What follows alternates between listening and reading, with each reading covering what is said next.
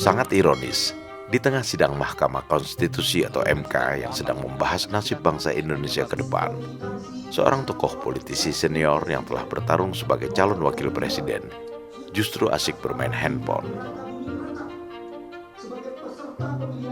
Tokoh itu adalah Muhaimin Iskandar, calon wakil presiden nomor urut 1 pendamping Anies Baswedan. Padahal saat itu sidang sedang mendengarkan permohonan kubu 01 yang tak lain kubunya Muhaimin.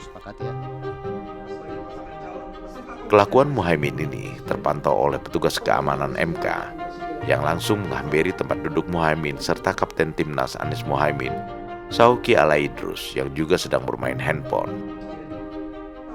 Saat petugas keamanan menghampiri tempat duduk Muhaimin, Ketua Umum Partai Kebangkitan Bangsa atau PKB itu langsung menurunkan ponselnya.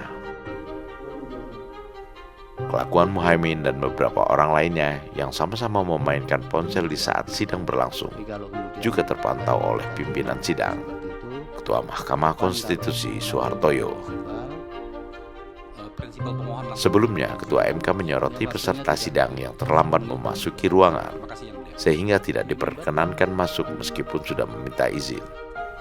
Kemudian ia menghimbau seluruh peserta sidang agar tidak menggunakan telepon genggamnya selama sidang tengah berjalan.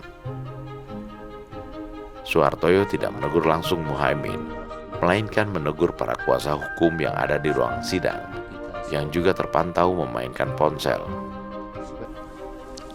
Kemudian jika persidangan sudah mulai, tadi ada pihak yang minta izin untuk masuk, tapi karena sudah terlambat tidak diperkenankan supaya koordinasinya juga semakin diperbaiki. Kemudian yang terakhir berkaitan dengan siapapun yang ada di ruang sidang ini sebaiknya tidak menggunakan handphone.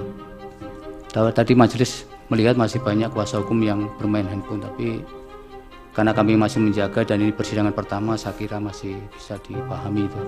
Tapi besok-besok kami minta supaya itu tidak terulang kembali.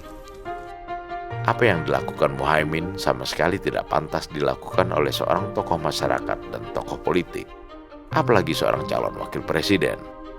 Masyarakat bisa menyaksikan sendiri bagaimana seorang cawapres yang diharapkan bisa menghormati rakyat, justru tidak menghormati persidangan yang sedang membahas nasib rakyat ke depan. Keseriusan Muhaimin dalam mengelola kehidupan bangsa dan negara patut dipertanyakan.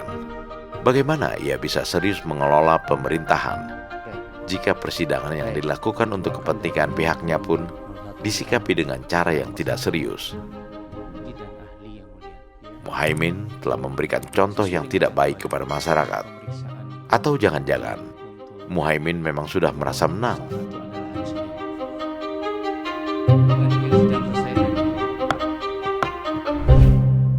Prabowo Gibran, Man of Our Time.